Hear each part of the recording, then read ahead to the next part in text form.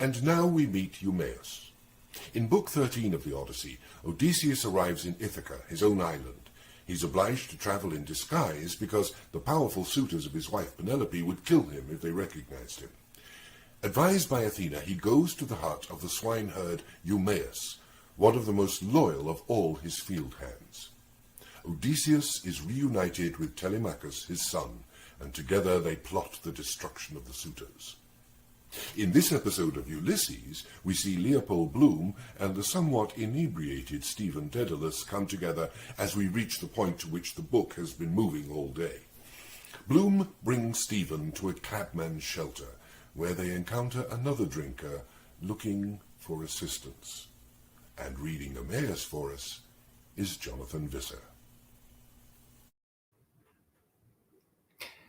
Preparatory to anything else, Mr. Bloom brushed off the greater bulk of the shavings and handed Stephen the hat and ash plant and bucked him up generally in orthodox Samaritan fashion, which he very badly needed.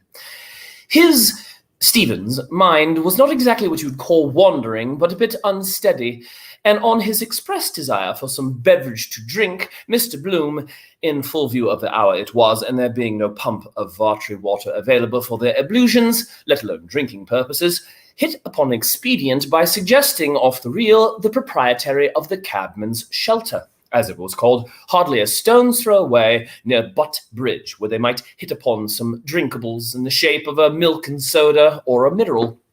But how to get there was the rub. For the nonce, he was rather nonplussed, but inasmuch as the duty plainly devolved upon him to take some measure on the subject, he pondered suitable ways and means, during which Stephen repeatedly yawned. So far as he could see, he was rather pale in the face, so that it occurred to him as highly advisable to get a conveyance of some description which would answer them in their then condition, both of them being ED'd, particularly Stephen, always assuming that there was such a thing to be found. Accordingly, after a few such preliminaries as brushing, in spite of having forgotten to take up his rather soap-suddy handkerchief after it had done yeoman's service in the shaving line, they both walked together along Beaver Street, or more properly, Lane, as far as the farrier's and the distinctly fetid atmosphere of the livery stables at the corner of Montgomery Street, where they made tracks to the left from thence, debouching into Amiens Street, round the corner of Dan Bergen's. But, as he confidently anticipated, there was not a sign of a Jehu plying for hire anywhere to be seen, except a four-wheeler, probably engaged by some fellows inside on the spree outside the North Star Hotel, and there was no symptom of it budging a quarter of an inch when Mr. Bloom, who was anything but a professional whistler, endeavored to hail it by emitting a kind of whistle, holding his arms arched over his head twice. This was a quandary. But, bringing common sense to bear on it, evidently there was nothing for it but to put on a good face on the matter and foot it, which they accordingly did. So, beveling around by Mullet's and the Signal House, which they shortly reached, they proceeded perforce in the direction of Amiens Street railway terminus, Mr. Bloom being handicapped by the circumstance that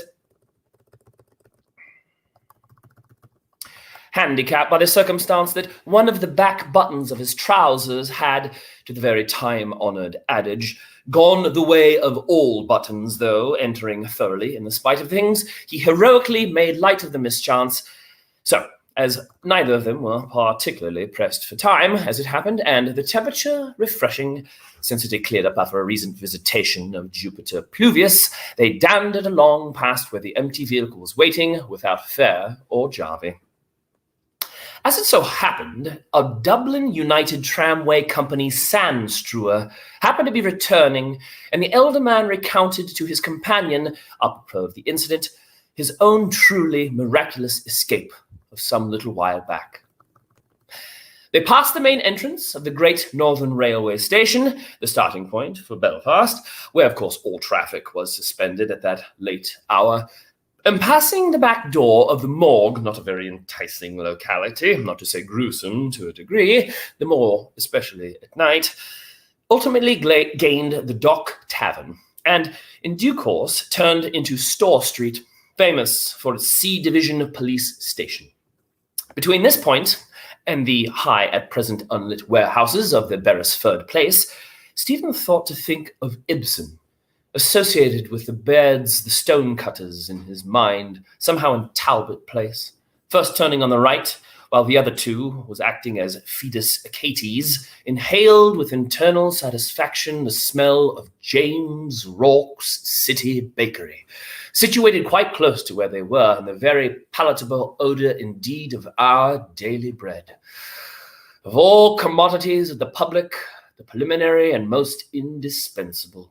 Bread, the staff of life, earn your bread. Oh, tell me where fancy bread at Rourke's the baker, it is said. En route to his taciturn, and not to put a too fine a point on it, yet not perfectly sober, Mr. Companion, Mr. Bloom, who at all events was in complete possession of his faculties, never more so, in fact, disgustingly sober, spoke a word of caution, re the dangers of the night town, women of ill fame and swell mobsmen, which barely permissible once in a while, though not as habitual practice, was the nature of a regular death trap for young fellows of his age, particularly if they have had acquired drinking habits under the influence of liquor, unless you knew a little jiu-jitsu for every contingency, as even a fellow on the broad of his back could administer a nasty kick if you didn't look out. Highly providential was the appearance on the scene of Corny Kelleher, when Stephen was blissfully unconscious, but for that man in the gap, turning up at the 11th hour, the fini might have been that he might have been a candidate for accident ward. Or failing that, the bridewell of an appearance in court the next day before Mr. Tobias, or he being a solicitor, rather, old Wall, he meant to say, or Mahoney, which simply spelt ruin for a chap when he got bruited about. The reason he mentioned the fact was that a lot of those policemen, whom he cordially disliked, were admittedly unscrupulous in the service of the Crown, and as he, Mr. Bloom, put it, recalling a case or two in the A Division of the Clanbrassil Street, prepared to swear a hole through a 10-gallon pot. Never on the spot when wanted, but in the quiet parts of the city. Pembroke Road, for example. The guardians of the law were well in evidence, obvious reason being they were paid to protect the upper classes. Another thing he commented on was the equipping the soldiers with firearms or sidearms of any description liable to go off at any time, which was tantamount to inciting them against civilians should by any chance they fall out over anything. You frittered away your time, he sensibly maintained, and health, and also character besides, which the squander mania of the thing. Fast women of the Diamond ran away with a lot of pounds, shillings, and pence into the bargain, and the greatest danger of all was who you got drunk with, though. Touching the much vexed question of stimulants, he relished a glass of choice old wine in season, as broth nourishing and blood-making, and possessing apparent virtues, notably a good Burgundy, which he was a staunch believer in. Still, never beyond a certain point, which he invariably drew the line, as it simply led to trouble all round, to say nothing of your being in tender mercy of others particularly. Most of all, he commented adversely on the desertion of Stephen by all his pub-hunting comfreys, but one, a most glaring piece of ratting on the part of his brothers medicos, brothers medicos under all the circs. And that one was a Judas, Stephen said, who up to then had said nothing whatsoever of any kind. Discussing these kindred topics, they made a beeline across the back of the custom house and passed under the loop line bridge, where a brazier of coke burning in front of a sentry box or something like one attracted their rather lagging footsteps. Stephen, of his own accord, stopped for no special reason to look at the heap of barren cobblestones, and by the light emitting from the brazier, he could just make out the dark figure of the corporation watchman inside the gloom of the sentry box. He began to remember that this had happened, or had been mentioned as having happened, but it cost him no small effort before he remembered that he recognized the sentryman in a quondam friend of his father's, Gumley. To avoid a meeting, he drew nearer to the pillars of the railway bridge. Well, someone saluted you, Mr. Bloom said. A figure of middle height on the prowl, evidently under the arches, saluted again, calling, "Night!" Well, Stephen, of course, started rather dizzily and stopped to return the compliment.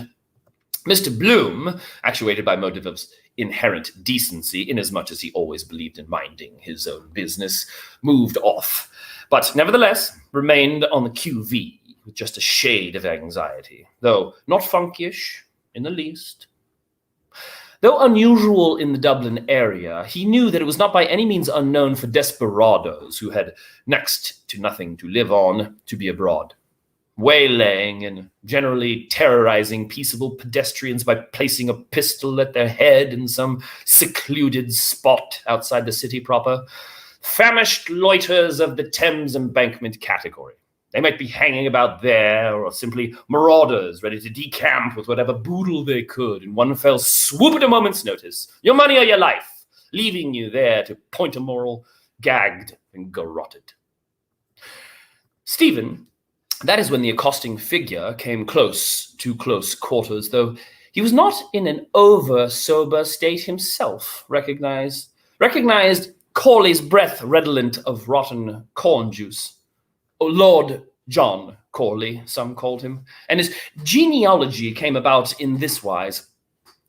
He was the eldest son of Inspector Corley of the G Division, lately deceased, who had married a certain Catherine Brophy, of daughter of a Louth farmer. In his grandfather, Patrick Michael Corley of New Ross, had married the widow of a publican whose maiden name had been Catherine, also Talbot. Rumour had it, though not proved, that she was descended from the House of Lords Talbot de Malahide, in whose mansion, really an unquestionably fine residence of its own kind and well worth seeing. Her mother or aunt or some relative, a woman, as the tale went, of extreme beauty, had enjoyed the distinction of being in service in the wash kitchen. This, therefore, was the reason why the still comparatively young, though dissolute man who now addressed Stephen was spoken of by some with facetious proclivities as Lord John Corley. Taking Stephen on one side, as he had the customary doleful ditty to tell, not so much as a farthing to purchase a night's lodging. His friends had all deserted him. Furthermore, he had a row with Lenehan and called him, to Stephen, a mean bloody swab, with a sprinkling of other uncalled for expressions. He was out of a job and implored Stephen to tell him where on God's earth could he get something, anything at all to do. No, it was the daughter of the mother in the wash kitchen that was the foster sister to the heir of the house. Or else they were connected through the mother in some way. Both occurrences happening at the same time, if the whole thing wasn't a complete fabrication from start to finish. Anyhow, he was all in. "I wouldn't ask you only," perused he, "on my solemn oath, and God knows I'm on the rocks." "There'll be a job tomorrow or next day," Stephen told him, "in a boys' school at Dorkey for a gentleman usher. Mr. Garrett Deasy, you should try it. You may mention my name." "Ah, God," Corley replied. "Sure I couldn't teach in a school, man. I was never one of your bright ones," he added with half a laugh. "I got stuck twice in the junior at Christian Brothers." "I have no place to sleep myself," Stephen informed him. Corley, at the first off, was inclined to suspect that it was something to do with Stephen being fired out of his digs for bringing in a bloody tart off the street. There was a doss house in Marlborough Street, Mrs. Maloney's, but it was only a tanner's touch and full of undesirables. But McConaughey told him that you got to get a decent enough to do in the Brazen Head over at Wine Tavern Street, which was distinctly suggestive to the person addressed of Friar Bacon. For a bob, he was starving too, though he hadn't said a word about it. Though this thing went on still every other night, or very near it. Still, Stephen's feelings got the better of him, in a sense, though he knew that Corley's brand new rigmarole on par with the others was hardly deserving of much credence. However, hod ignoris malorum misaris, sacure disco, etc. as the Latin poet remarks, especially as luck would have it. And as luck would have it, he got paid his screw after every middle of the month on the 16th, which was the date of the month, as a matter of fact. Though a good bit of the wherewithal was demolished. But the cream of the joke was, nothing would get it out of Corley's head that he was living in affluence and hadn't a thing to do but hand out the needful. Whereas he put his hand in his pocket, anyhow, not with the idea of finding any food there, but thinking he might lend him anything up to a bob or so in lieu, so that he might endeavor at all events and get sufficient to eat. But the result was in the negative. For to his chagrin, he found his cash missing. A few broken biscuits were all the result of his investigation. He tried his hardest to recollect for the moment whether he had lost, as well he might have, or left, because in that contingency it was not a pleasant lookout, very much in the reverse. In fact, he was altogether too fagged out to institute a thorough search, though he did try to recollect. About the biscuits, he dimly remembered. Who exactly gave them, he wondered, or where was, or did he buy? However, in another pocket he came across what he surmised in the dark were pennies. Erroneously, however, as it turned out. "Those are half-crowns, man," Corley corrected him. And so, in point of fact, they turned out to be. Stephen, anyhow, lent him one of them. "Thanks," Corley answered. "You're a gentleman. I'll pay you back one time. Who's that with you? I saw him a few times back in the Bleeding Horse in Camden Street with Boylan, the bill sticker. You might put in a good word for us to get me taken in on there. I carry a sandwich board, only the girl in the office told me they're full up for the next 3 weeks, man. Gosh, you've got to book ahead, man. You'd think it was the Carl Rosa. I don't give a shit anyway, as long as I get a job, even as a crossing sweeper." Subsequently, being not quite so down in the mouth after the 2 and 6 he got, he informed Stephen about a fellow by the name of Baggs Kominsky, that he said Stephen knew well out of Fulham, the ship chandler's bookkeeper there that used to be often round in the Nagle's Back with O'Mara and the little chap with the stutter, name of Tig. Anyhow, he was lagged the night before and fined 10 bob for a drunk and disorderly and refusing to go with the constable. Mr. Bloom, in the meanwhile, kept dodging about in the vicinity of the cobblestones near the brazier of coke in front of the corporation watchman's sentry box, who, evidently a glutton for work, it struck him, was having a quiet 40 winks for all his intents and purposes on his own private account while Dublin slept. He threw an odd eye at the same time now and then at Stephen's anything but immaculately attired interlocutor, as if he had seen that nobleman somewhere or the other, where he was not in a position to truthfully state, nor had he the remotest idea when. Being a level-headed individual, who could give points to not a few in point and shrewd observation, he also remarked on his very dilapidated hat and slouchy wearing apparel, generally testifying to a chronic impetuosity. Probably he was one of his hangers-on, but for that matter of fact, it was merely a question of one prying on his next-door neighbor all round, in every deep, so to put it, a deeper depth. And for that matter, and for the matter of that, if the man in the street chanced to be in the dock himself, penal servitude with or without the option of a fine would be a very rarer avis altogether. In any case, he had a consummate amount of cool assurance, intercepting people at that hour of the night or morning. Pretty thick, that was certainly. The pair parted company, and Stephen rejoined Mr. Bloom, who, with his practised eye, was not without perceiving that he had succumbed to the blandioquence of the other parasite.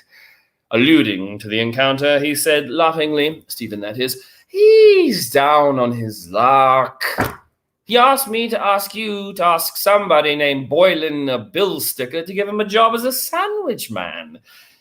At this intelligence, in which he seemingly evinced little interest, Mr. Bloom gazed abstractedly for the space of a half-second or so in the direction of a bucket dredger. rejoicing in the far-famed name of Eblana, moored alongside Custom House Quay and quite possibly out of repair, whereupon he observed evasively, "Everybody gets their own ration of luck, they say." Now you mention it, his face was familiar to me. But leaving that for the moment, how much did you part with? He queried, if I am not too inquisitive. "£0.50, Stephen responded. "I dare say he needs it to sleep somewhere." "Needs!" Bloom ejaculated, professing not the least surprise at that intelligence. "I can quite credit to the assertion, and I guarantee he invariably does. Everyone according to his needs, or everyone according to his deeds. But talking about things in general," he added with a smile, "will you sleep yourself? Walking to Sandy Cove is out of the question, and even supposing you did, you wouldn't get in after what occurred at Westland Rouse Station. Simply fag out there for nothing. I don't mean to presume to dictate you in the slightest degree, but why did you leave your father's house?" "To seek misfortune," was Stephen's answer.